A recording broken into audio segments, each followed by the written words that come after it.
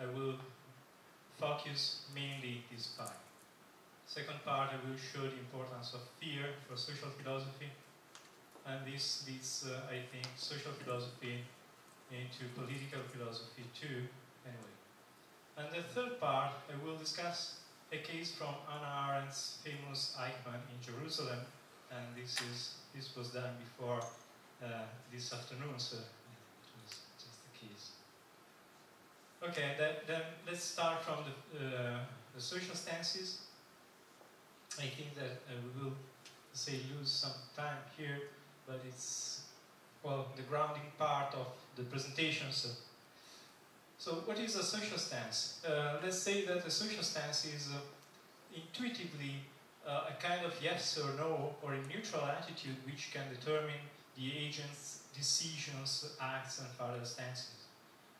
Of course, this is just, well, intuitive understanding. Of course, a social stance is, well, a social stance. I mean, we saw before that there are stances that are not social, depression, for example.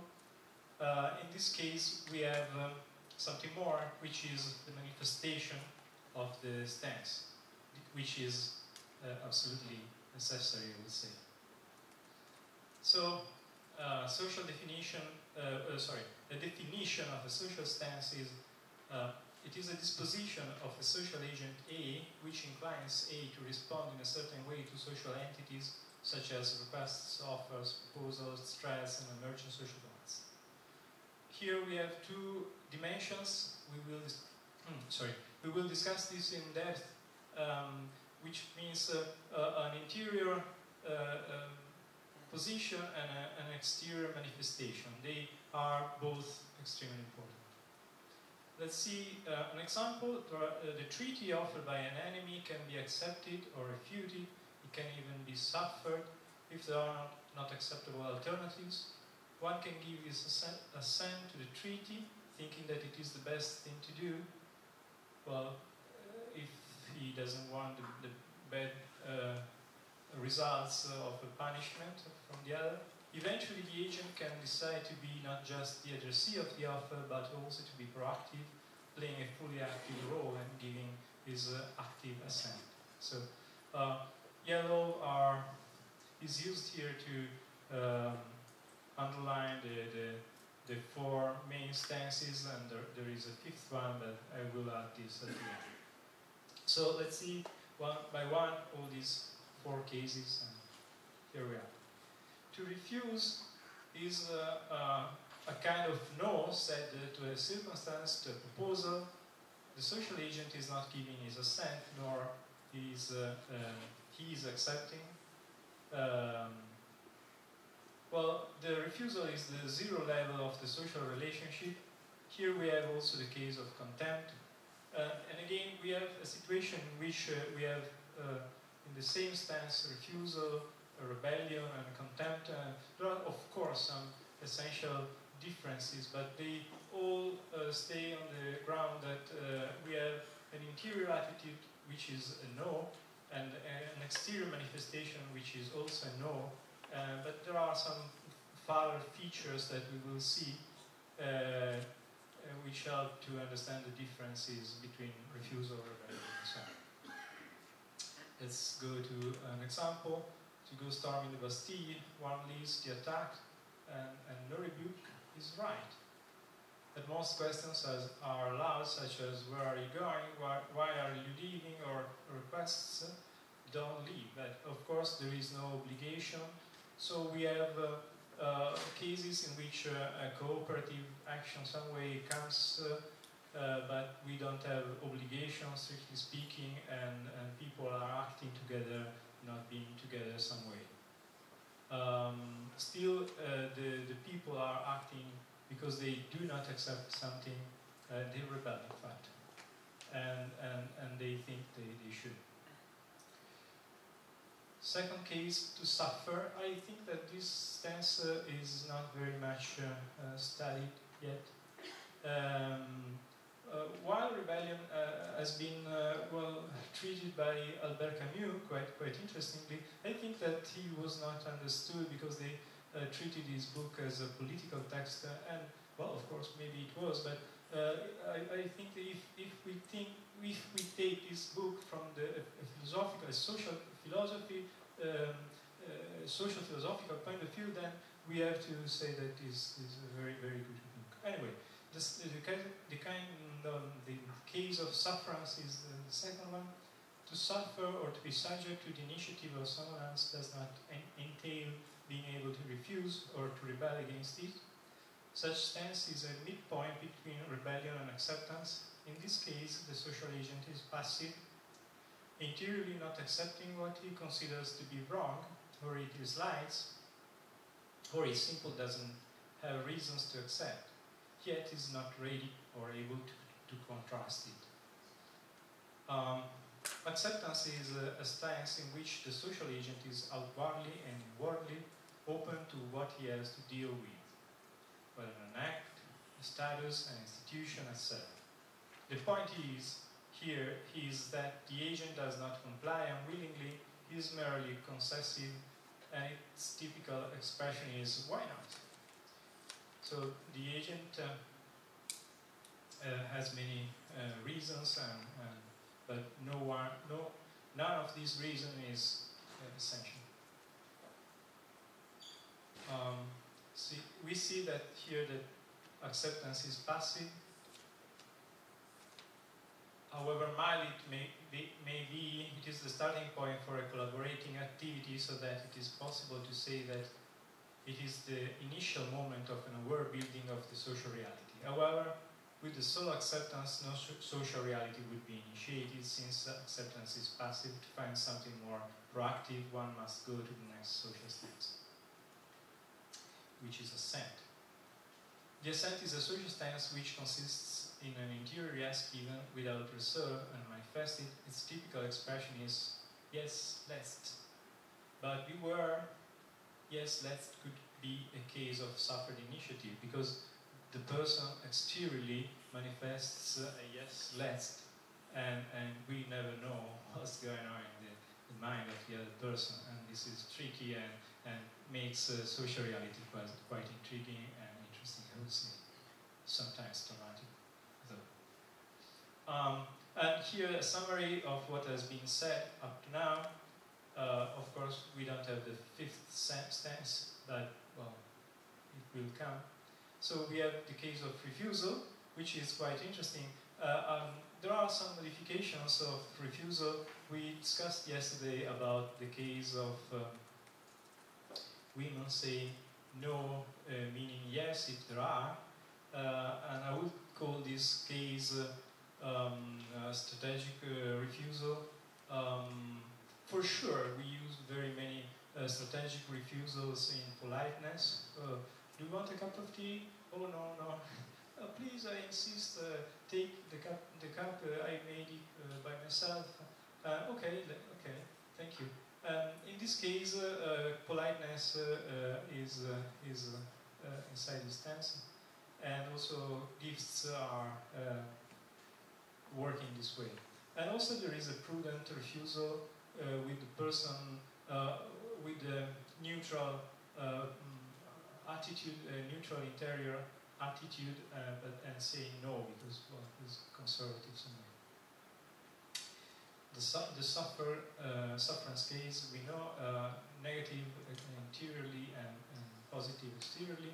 The case of acceptance, well, of course, in case of acceptance there are some negative aspects, but they are balanced with positive, so the conclusion is zero, and the assent is an easy case. Well, we spoke yesterday about, some of you spoke about your silence is complicity. I would say that from this discussion up to now, we can say that it's not complicity, or it depends. Since to suffer the other's initiative is not acceptance nor assent, the silent people can be those giving their approval, of course, and in this case we would have a moral responsibility, but can also be those having the opportunity, not having the opportunity nor the power to take a clear stance of opposition. We, in this matter, must be quite careful not to make the victims being also guilty, because many Jewish were silent but still suffering, and this silence shouldn't be considered a complicity, of course. And now, finally, the fifth stanza, which for the what follows is some way not so essential. In the conclusion, in the third part, I will discuss also shortly this case, which means which is to make something one soul. All previous cases entail a certain distance of the agent from the X judged and refused, accepted, and so on. In the present case, on the contrary, the distance is zero. The agent makes of X his own mind. He decides to identify himself with that X somehow. And so finally, the second part, which goes to emotion, and especially to fear. I would say that there are at least three cases of connection between stances, social stances, and emotions. The first one is trivial, so I mention and I don't discuss. They can be contingently connected. This is, well, something that can happen that is not maybe so very much interesting here. The other two cases will be discussed in the following part. Social stance can be typically accompanied by emotions, for example, anger and rebellion, and we would say that rebellion is typically accompanied by anger. People are angry. And also they can be causally related. For example, because I am mad with the government, I change my political side. So the stance is changing, the social stance is changing because of my emotions. What about fear? Well, fear plays a central role in the history of political philosophy. Thomas Hobbes, as known in his Leviathan, indeed considers fear as the root of political life. It is fear that pushes people to accept the social contract. Well, let's see if this works with the social stances and up to which point we can go with fear. So this was my starting question. Let's see. Fear can be a reason for the first two social stances, and in fact I could refuse something because of fear, and of course I could suffer the Roman domination because I fear the consequences. Last time they destroyed the temple and so on. So people are in many cases just complying because they suffer fear.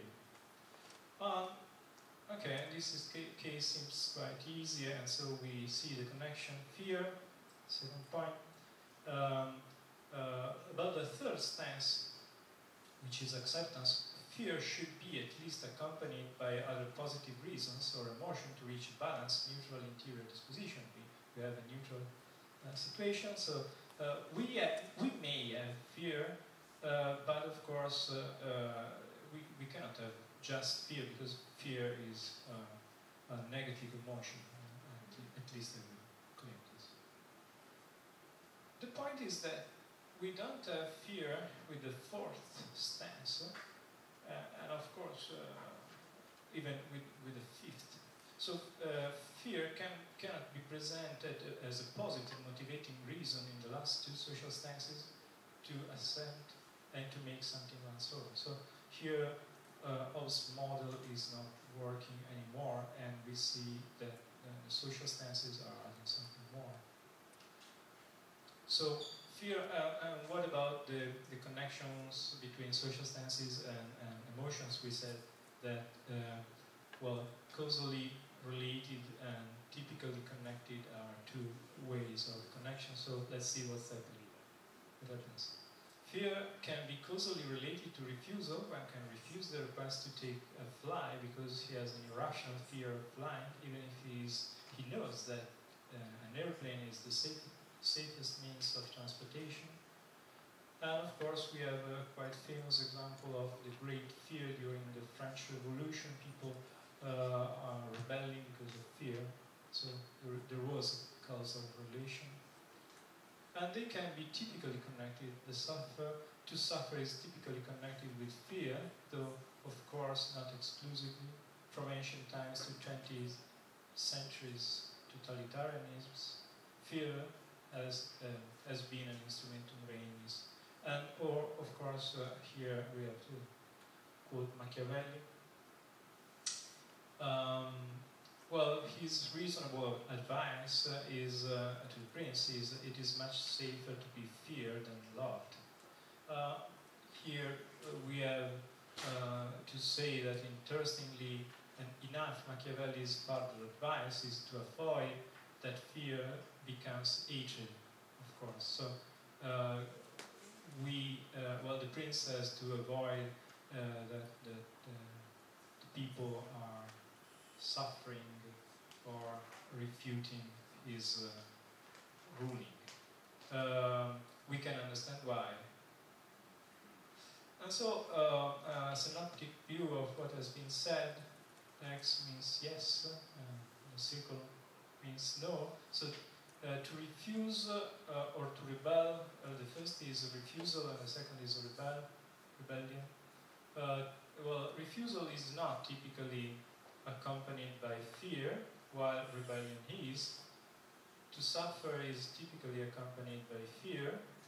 To accept it is not, and to assent is not. So we have some distinctions. And here, fear helps quite a lot to make a distinction between refusal and rebellion. So emotions are adding something to social stances and allowing to understand some important differences. And they can be causally related. To refuse and to rebel, of course, are causally related, can be causally related to fear, and the same is with sufferance, and the same is with acceptance. But of course, with acceptance, we need to have something more than fear, of course. Good, and finally, we are at the last part, which means a discussion of Eichmann case.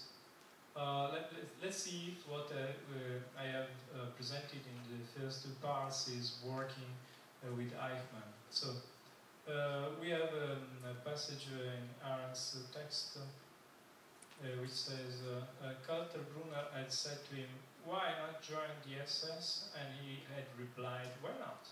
So we saw before that why not means acceptance.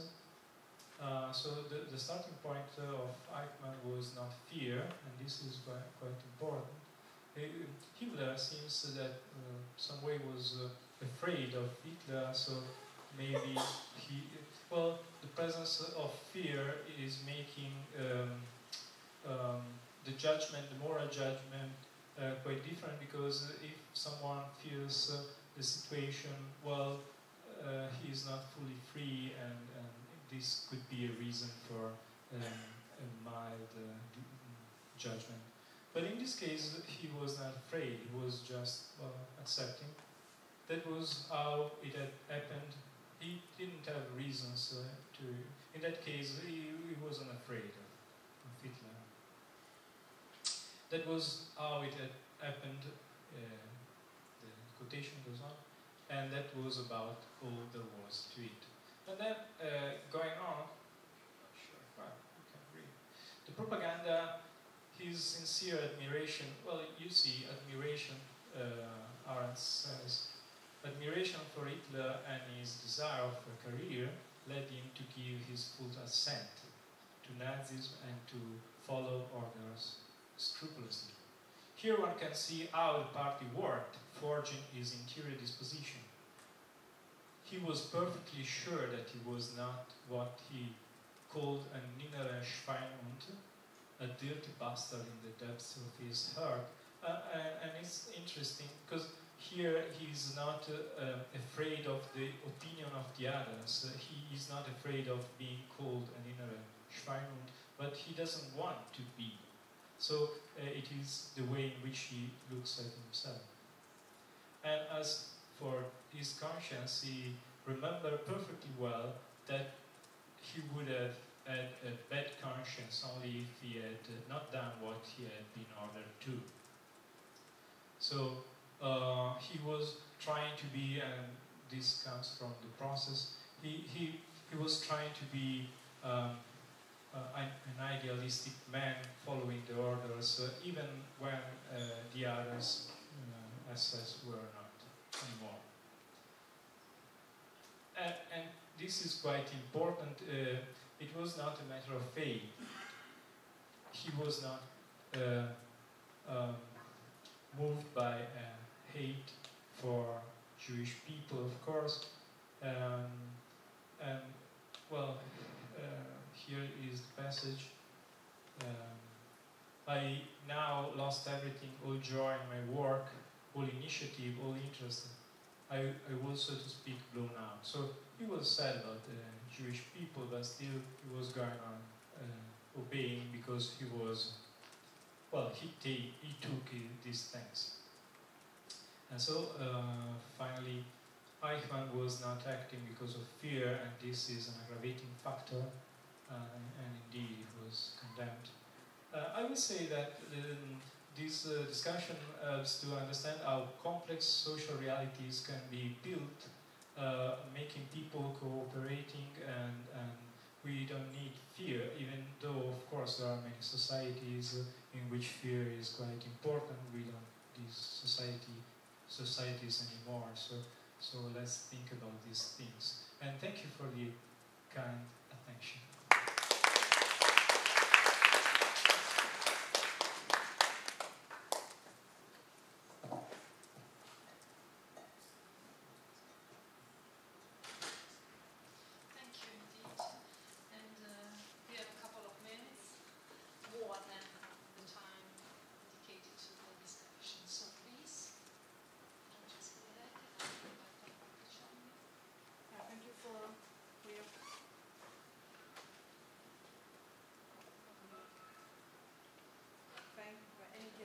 Thank you for your talk. Just a clarification question. I would like to better understand what you mean in speaking of a typically accompanied relation, and the other case causally related. So, can you maybe translate this expression in terms of necessary or sufficient condition, or possibility condition? I don't know, but if not, I would like to better understand these two notions. Well, thank you. This is quite interesting. Well, typically connected means that to understand this kind of stance, you have to admit the presence of fear, if this is the typical, or at least if you want to understand that particular kind of stance, you have to. So the typical case means that it is part of the essence, if you want. With causal relation, you have the possibility of a causal relation means that you the social stance is caused by, but the causation is not part of the essence of the stance. So in the other case, the fear is an essential. Yeah, right, exactly. It could be maybe a bit formalized, I think, but I should think about this more. But thank you. A good direction to think more. Okay. Thank you, Paolo, for this very interesting piece of analysis. Now, I just suggest, I have a question. Would you object to replacing the notion of causality with that of motivation? In a sense, the only meaning of my question is, of course, you should be free somehow to consent or not to, and even probably to refuse or not, and so on and so on.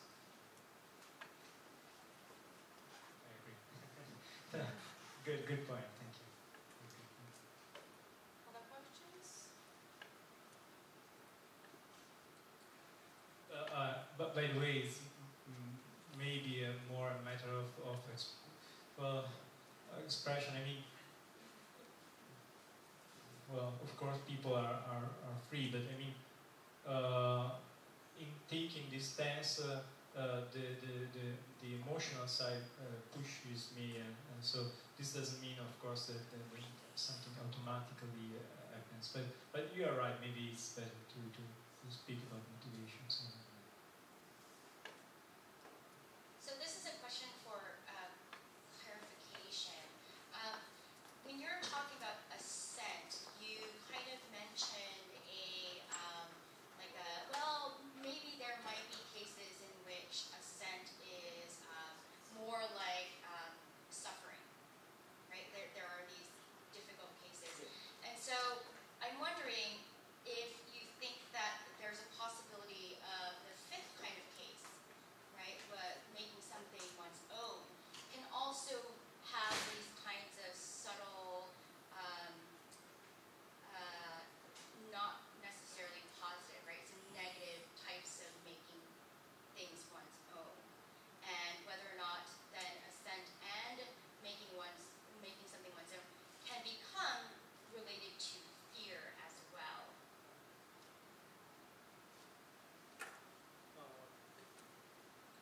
This is quite interesting. Can you give me some examples? Because I don't have. Maybe this is my problem.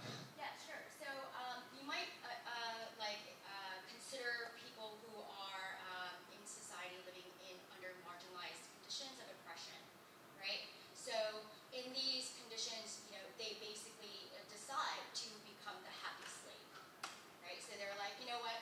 I'm under the conditions of oppression, and there's really nothing that I can do. So kind of like Epictetus, right? A Stoic. He's like, I'm going to take this on as me now willing it rather than it being imposed on me. Do you see what? Well, I'm not sure. It would be interesting to develop this with the discussion of self-deception. Maybe if there is a self-deception, but still if there is self-deception, we have a full assent, because the person will positively thinking from the interior perspective. A person who is, I'm not sure that your example, because now with self-deception I introduced something new. I'm not sure that your case is really what it seems. I mean, a person which is in a bad situation could decide to make this his own. Well, it's not properly. He is just suffering this. I mean, as soon as it is possible. Right? It's they're kind of making lemonade out of lemons, right? So they're like, okay, this is their situation in life, so like might as well make the most of it, kind of thing, right? So they end up, it might be motivated by fear, but then it gets redirected, so that it becomes now a kind of liberatory act where they say, hey, you know what, this is now my choice, no longer imposed. But there's a sense in which one has to ask, right, is it or was it really their choice? Well, I'm not sure. With Camus, you have the case of Sisyphus.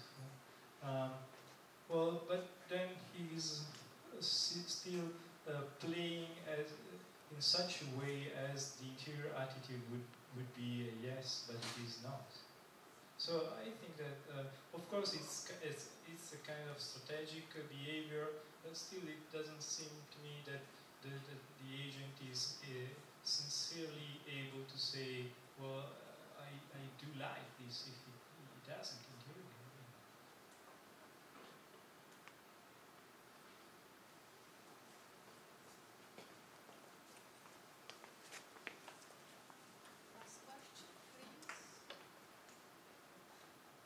I'm not sure whether or not your talk will intersect exactly with the question I'm going to ask, but the discussion about Eichmann and the discussion of social stances and words of fear, naturally makes you think about situationism in psychology and Milgram's experiments and Stanford prison experiments and so on. So I was wondering how we should interpret acceptance when you're sitting there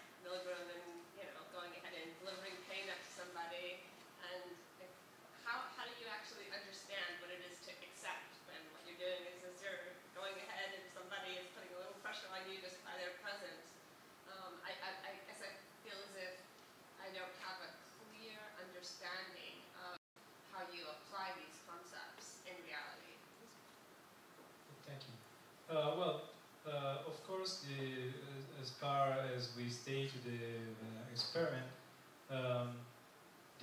well, it depends on the individual. I mean, it depends on the sensibility of the person. People which were more sensible were just suffering because they didn't want, and the others said, well, the experiment must go on and you have to. And so they were suffering interiorly but still complying and so on. Maybe others were accepting. It depends on well, the point is that these